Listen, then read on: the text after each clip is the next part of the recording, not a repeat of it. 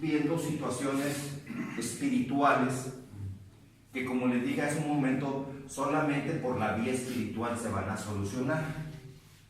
Por ejemplo, dice la palabra de Dios en el Evangelio de Mateo capítulo 10, versículo 1, que Jesucristo da poder y autoridad a sus discípulos y a todo, obviamente todo aquel que quiera ser su discípulo. Hay ciertos requisitos para ser un discípulo de Jesucristo. Dice, en estos sabréis que son mis discípulos, en que se aman los unos a los otros. Entonces, si reunimos una característica para ser un discípulo de Jesucristo, obviamente aceptarlo, obviamente tener la obediencia de todo lo que nos ordena, nos convertimos en un discípulo de Jesucristo. No necesitas tener un título eclesiástico para que tú puedas ser un discípulo de Jesucristo. Como engaña fácilmente Satanás. Satanás dice la misma palabra de Dios que es el padre de la mentira y del engaño. Siempre va a procurar que tú vivas en una dimensión que no está escrita en la palabra de Dios. El enemigo eso quiere. Que tú vivas en una dimensión que no está escrita aquí. Hay un pasaje bíblico aquí mismo en el libro de Corintios que dice que todos vamos a comparecer ante el tribunal de Jesucristo. Cuando muramos, dice, es necesario que todos comparezcamos ante el tribunal de Jesucristo. Así lo dice el libro de Corintios. Para recibir según lo que hayamos hecho cuando estábamos en vida, haya sido bueno o haya sido malo. O sea que vamos a recibir, de que vamos a recibir algo, vamos a recibir algo. Después de la muerte va a haber un juicio, hay un tribunal. Dice la misma palabra, tribunal de Jesucristo, tribunal de Cristo. Ahorita Jesucristo es el juez, es el abogado tuyo, es el intercesor tuyo, porque dice la misma palabra de Dios en Timoteo que hay un solo Dios y un solo mediador entre Dios y los hombres que se llama Jesucristo. Ahorita es tu mediador. Pero ya cuando suceda lo que inevitablemente todos vamos a tener que pasar, que es la muerte, es lo más seguro que tenemos en esta vida, que un día vamos a fallecer. Y es ahí donde lo que está escrito se va a empezar a ver. Muchos dicen, pero es que ¿a ti cómo te consta que es cierto lo que está aquí escrito? Bueno, tienes dos opciones, solamente dos: creer o no creer. Si no crees, hay problemas.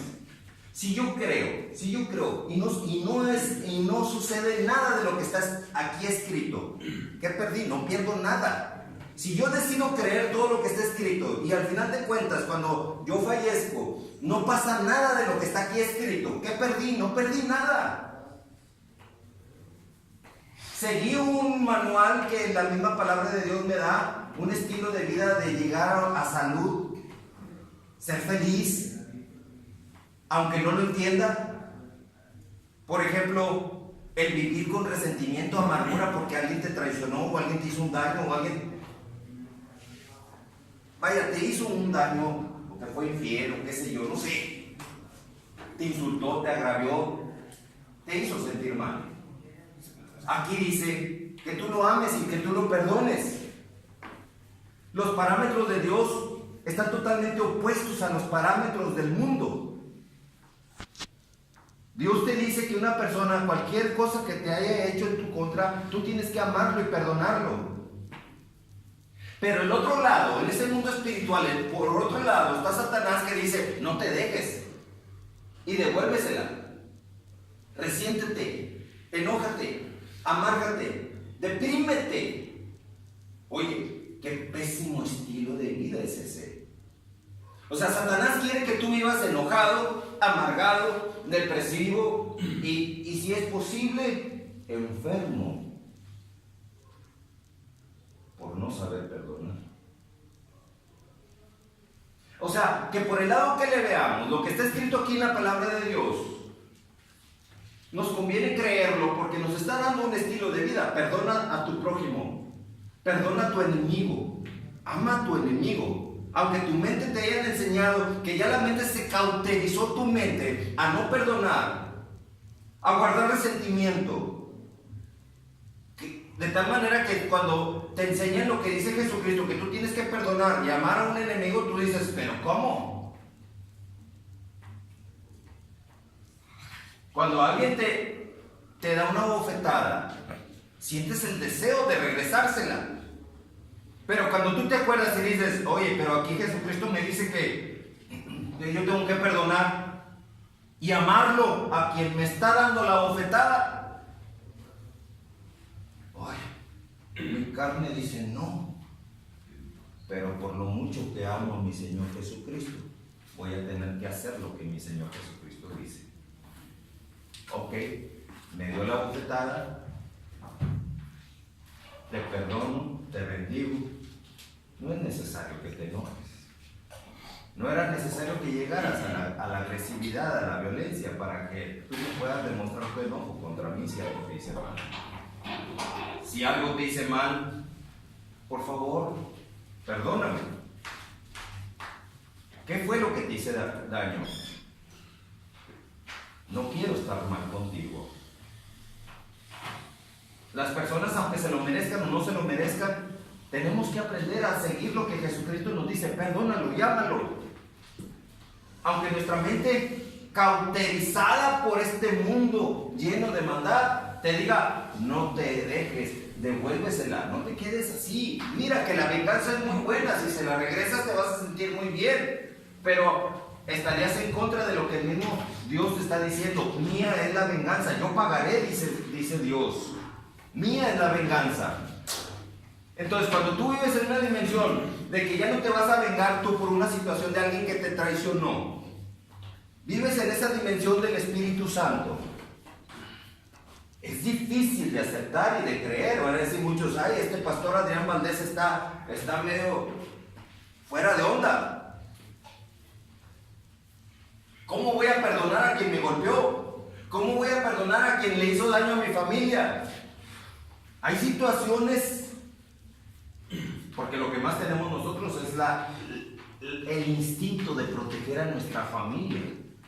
Pero Jesucristo no hace ninguna distinción. No dice, este tipo de agravios sí, este tipo de agravios no.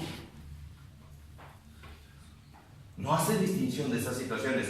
Jesucristo dice en forma general, perdona y olvida, perdona y ama. Cuando aprendemos nosotros a vivir en esa dimensión, empezamos a tener paz. Y al tener paz, empezamos a tener bendición, de tranquilidad, de que Dios está con nosotros. Puedo yo decirle a Dios, Señor, quédate conmigo todo este día. Y puedo tener la seguridad de que Dios va a estar conmigo todo este día. ¿Por qué? Porque yo estoy haciendo lo que Él me está diciendo, aunque mi carne esté diciendo todo lo contrario.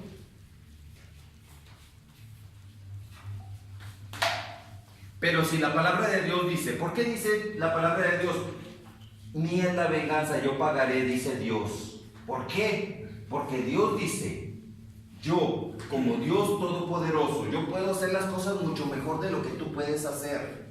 Y si la palabra de Dios te está diciendo que la venganza es de Dios, es porque Dios no quiere que tú estés cocinándote en tu propio jugo. Porque si te empiezas a cocinar en tu propio jugo, porque alguien te hizo una ofensa, alguien te traicionó, alguien te rechazó, alguien te hizo un daño grave, alguien hirió tu alma, empiezas a cometer una serie de barbaridades con un alma herida. Por eso la palabra de Dios dice, mía es la venganza, yo pagaré, déjame todo a mí. Dios sabe hacer las cosas mucho mejor de lo que nosotros podemos hacer. Porque de esa manera estamos honrando a Dios. A Dios se le honra primeramente con obediencia.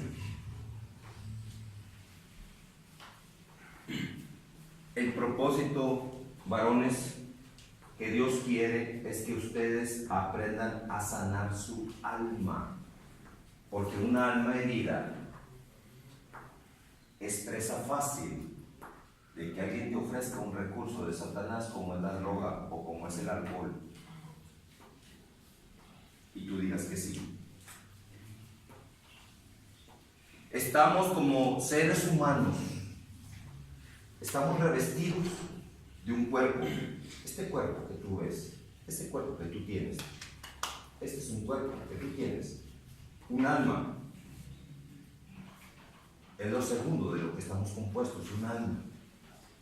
El alma es el depósito de tus sentimientos. ¿Alguien te ofende? Tu alma se resiente. Se hiere el alma. El alma se enferma. Y muchas veces hasta muerto espiritual estás. ¿Qué significa un muerto espiritual? Hay dos tipos de muerte: la muerte física y la muerte espiritual. Cuando viene la muerte física, bueno, se te acabaron todas las oportunidades, ahora sí vas a entrar a un proceso de juicio. Pero cuando estás muerto espiritualmente, estás vivo, pero estás muerto espiritualmente, creo que es peor que una muerte física. Estar muerto en el alma es peor que una muerte física. Una muerte física te mueres y se acabó. Pero una persona que está con una muerte en su alma es de lo peor, porque significa estar muerto en vida. No le encuentras sentido a la vida, sientes que todo está en contra tuya, quieres progresar y no progresas. Y lo principal, nosotros somos alimentados de un combustible muy importante que se llama amor. Cuando yo le doy amor a una persona, a mis hijos por ejemplo, yo necesito estar abastecido del amor de Dios. Yo no puedo abastecerle a mi hijo o a mis seres amados con amor carnal, porque el amor carnal se acaba. Un carro, le pones la gasolina, le llenas el tanque y lo recorres y ¿sabes qué? Se le va a acabar la gasolina. Así nosotros de igual manera, el amor, si no nos abastecemos del verdadero amor que es Dios, se nos acaba el amor. Y es donde empieza el problema con nuestra familia, con nuestros seres amados. Necesitamos ir a la fuente de amor eterno como es la de Dios. ¿Por qué Dios? Me vas a preguntar quizá. Porque no hay mayor amor que el mismo Señor Jesucristo nos ha demostrado por todo lo que hizo en esa cruz del Calvario. Por nosotros. Para que tú, ese problema que tienes ahorita tú, Jesucristo dice, yo ya lo pagué en la cruz. Cada problema que tenemos nosotros, Jesucristo ya lo pagó en la cruz. Ya no hay derechos legales que tiene el enemigo de nuestra alma. Pero si no aceptas a Jesucristo como tu único Señor y Salvador, seguirás con el odio, con el resentimiento, con la adicción, con todo lo que es incompatible con Dios. Ahí vas a seguir, y vas a seguir, vas a seguir. Es como subirte a un carro y avanzar con el freno de mano puesto. No tiene caso. Súbete a un carro, ponle el freno de mano y avánzale, te vas a echar a perder el sistema de frenos. Huele a quemado. Porque estás desgastándote todo el sistema de frenos. Lo mismo pasa con nosotros cuando nosotros avanzamos en esta vida sin Jesucristo. Nos estamos desgastando. Es un desgaste que estamos sufriendo.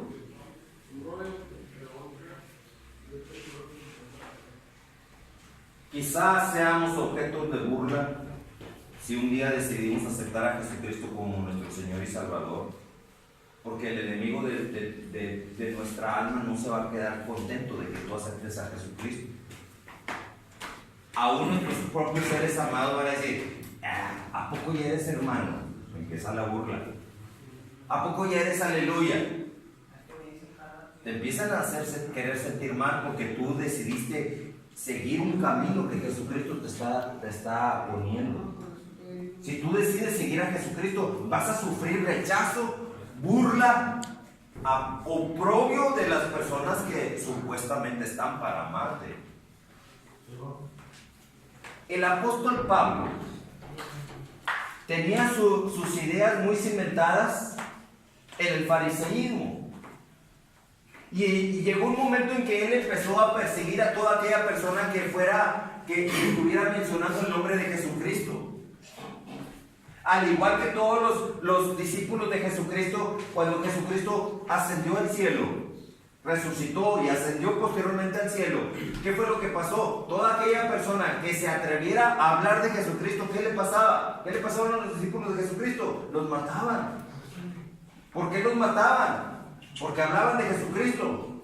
¿Y por qué era digno de muerte una persona que hablara de Jesucristo? ¿Qué tiene ese Jesucristo? Que toda aquella persona que hablara de Jesucristo lo mataban. A Esteban, ante los ojos del mismo apóstol Pablo, hablaba de Jesucristo. Y el mismo apóstol Pablo incitaba de que apedrearan a Esteban. La gente agarró las piedras y apedrearon a Esteban y lo mataron. ¿Por qué? Porque hablaba de Jesucristo. Andaba el apóstol Pablo con un celo religioso equivocado. Y toda aquella persona que hablara de Jesucristo, el apóstol Pablo lo encarcelaba. Esteban murió apedreado.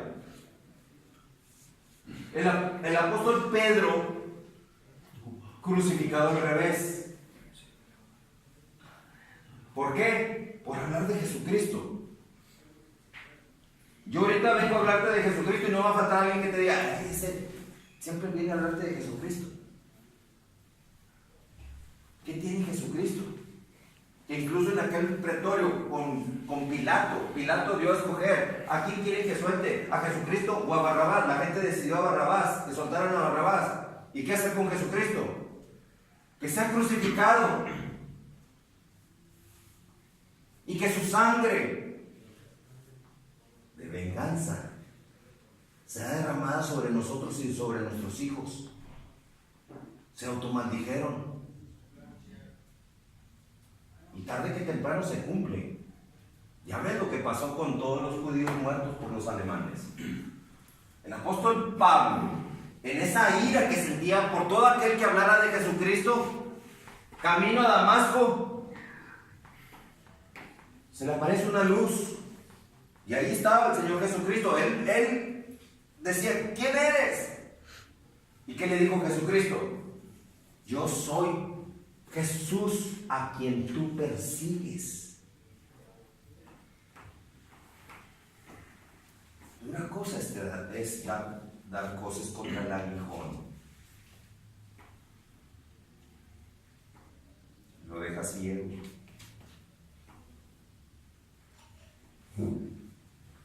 Iba a Damasco para perseguir a los cristianos y encarcelar a todo aquel que se proclamara cristiano o que fuera sorprendido hablando del Evangelio de Jesucristo. ¿Qué sucedió con la Santa Inquisición en el siglo XIV-XV? No era exactamente lo mismo. Todo aquel que hablara de la palabra de Dios, que se dijera o que se le escuchara pronunciar la palabra de Dios o que se nombrara no ser católico, ¿qué era lo que pasaba? Lo quemaban en la hoguera, lo descuartizaban, lo amarraban cada extremidad a un caballo y moría la persona descuartizada. ¿Cuál era su delito? Mencionar el nombre de Jesucristo. Y no te estoy hablando hace mucho, estoy hablando en el siglo IV, V. Tú vas a decir, pero es que todo pasó muchos años. Sí, pero hay algo que permanece vigente todavía. ¿Qué es lo que permanece vigente? Que la gente tenía miedo en ese siglo de que se leyera la palabra de Dios. Aquel que fuera sorprendido leyendo la palabra de Dios iba a ser muerto. Entonces, ¿qué pasó? La misma Santa Inquisición, ese movimiento católico, ¿qué fue lo que dijo? Si quieren conocer la palabra de Dios, el domingo en la iglesia ahí se les va a dar un pedacito. Y es lo que hoy en día se está haciendo. Exactamente igual. Y esa persona autorizada para dar ese pedacito del Evangelio tiene que tener mucho cuidado de no decir cosas que aquí están escritas. ¿Como cuáles? Por ejemplo, ¿como cuáles? Estrictamente prohibido hablar lo que dice Timoteo. Hay un solo Dios y un solo mediador entre Dios y los hombres que se llama Jesucristo.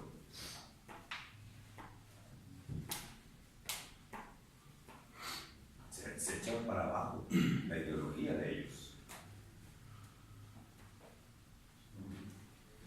El apóstol Pablo, estando ciego, ahí en Damasco, porque lo abandonaron sus seguidores que tenían esa sed de venganza y de destrucción a toda aquella persona que se dijera cristiano, lo abandonaron en una casa abandonada. Ahí lo dejaron ciego y tirado.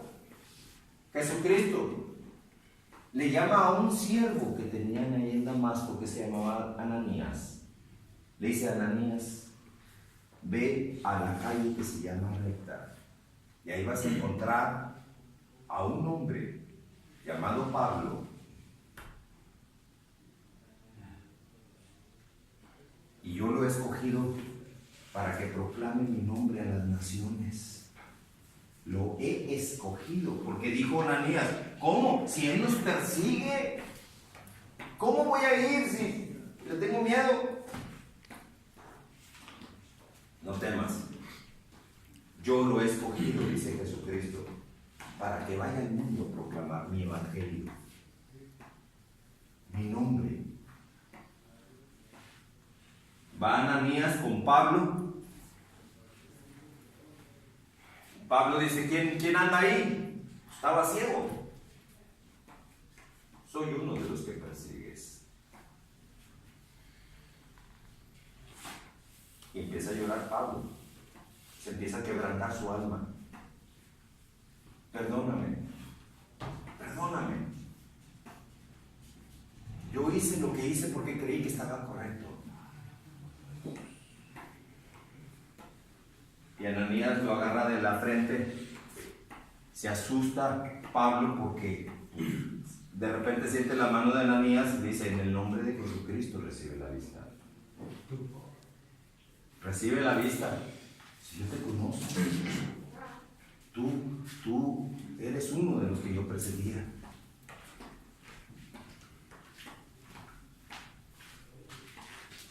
Jesucristo quiere escogerte a ti, varón que me estás escuchando en este momento, para hacer una limpia total dentro de ti.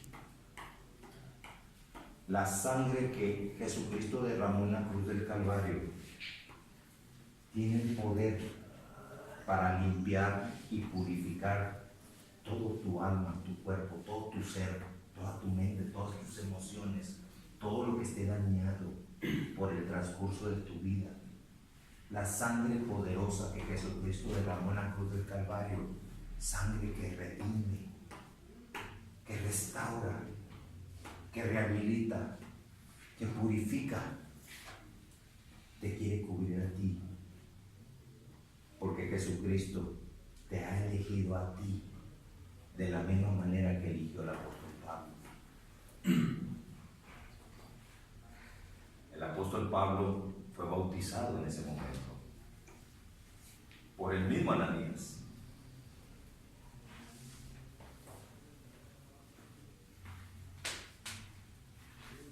Dios quiere que tú formes parte del pueblo de Jesucristo. Dice en la parábola del sembrador, por el mismo Señor Jesucristo, que estaba dando una parábola con respecto a lo que es la palabra de Dios, que es como una semilla, que según en donde caiga, es como va a crecer, o morir, según donde caiga la palabra. Y les decía por parábolas: este era un sembrador que salió a sembrar, y parte de la semilla cayó en piedras, otra parte de la semilla cayó entre espinos, otra parte de la semilla cayó en tierra fértil. Y empezó a decir por parábolas. Los que reciben la palabra de Dios, que la reciben con gozo al principio y después los afanes y los placeres de la vida, hace que la persona ya no sienta nada por la palabra de Dios. La palabra de Dios tiene el poder de quemar a las personas. No tolero que me estén hablando de esa palabra. ¿Por qué? Porque es fuerte para el alma de las personas. La palabra de Dios purifica. Y hay una guerra dentro de cada uno de nosotros cuando dejamos que Jesucristo toque nuestras vidas. El enemigo se defiende, quiere quedarse ahí, no quiere que nadie le hable de la palabra de Dios.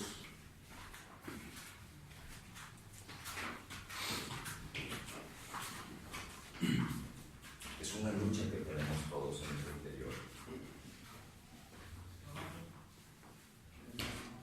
Pero es el camino de salvación y de vida eterna que todos tenemos si nosotros aceptamos a Jesucristo como nuestro Señor y Salvador. Le decían los discípulos: Señor Jesús, ¿por qué les hablas por parábolas? ¿Qué no es mejor que les hables directo? Dice Jesucristo: a ustedes se les ha dado a conocer el misterio del reino de Dios, mas a ellos no, para que viendo no vean y oyendo no entiendan. La palabra de Dios llega a ti como una oportunidad para que tú decidas aceptarlo. Jesucristo es un caballero. Jesucristo respeta tus decisiones. Jesucristo no puede entrar a la vida de nadie a la brava.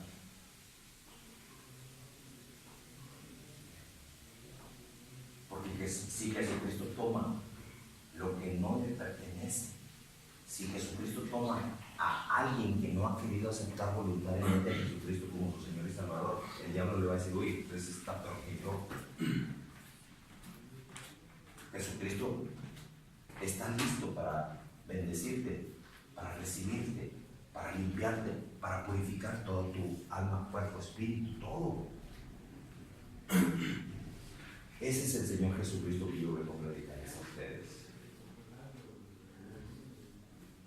El apóstol Pablo posteriormente, ya habiendo sido bautizado, ya habiendo recibido el Espíritu de Jesucristo, empezó a predicar la palabra de Dios y predicó la palabra de Dios como ningún otro la ha predicado.